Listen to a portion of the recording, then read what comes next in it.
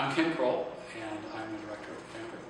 And I've worked for venture-backed businesses since 1993. Previously, I was an entrepreneur on several endeavors.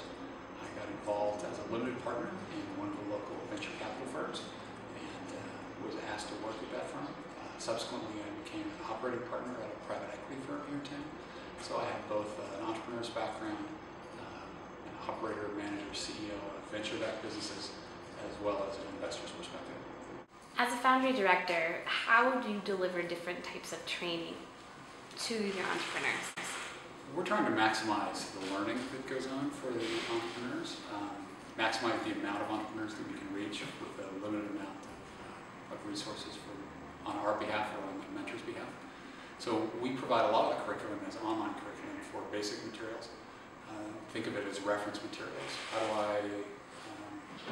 What do I need to know when I incorporate a business? What do I need to know about intellectual property? What are the basics of taking preferred stock, venture financing? Those kinds of questions are all kind of canned materials that we have pre-prepared by ourselves or sometimes by experts in the community. And the community helps build these as a resource for our entrepreneurs. It helps limit the amount of time we and end up providing individual answers for folks. And it also means that in a generation where folks are used to kind of doing their own research and kind of finding information on demand, they can really look up the material when they need to know it. Some people will never need to know answers to some of those questions. Okay. And those are on YouTube? They're on YouTube, and they're also on an individual site that not only tracks the video itself, but also helps link in between videos and provide keyword searching for some of the content. How has that curriculum evolved from day one? The curriculum is based on input from the entrepreneurs. I'd like to know about this, or I have questions about that. So it's really driven by whatever the current needs are of the entrepreneurs. As the program has gone on, we find fewer and fewer questions, but the new questions that come up are relative changes in the entrepreneurial landscape. Things like, what if I wanted to use crowdfunding? How would that work? What if I wanted to use a mechanism like Kickstarter to finance my business? Those types of questions. And we expect that there will always be new things in the entrepreneurial community that we'll want to add into that curriculum. Right. So basically you see a need and you try to match it with the best person that can give a good answer.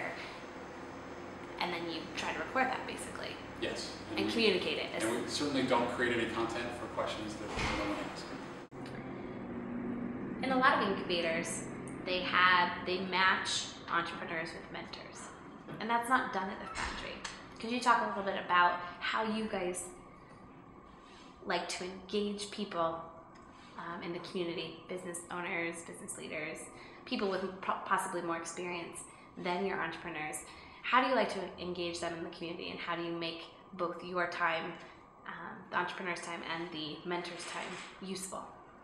Well, we try to provide peer-to-peer mentoring. So we find that most entrepreneurs can solve their own problems if they have a group of their own peers. It's a better learning experience for them.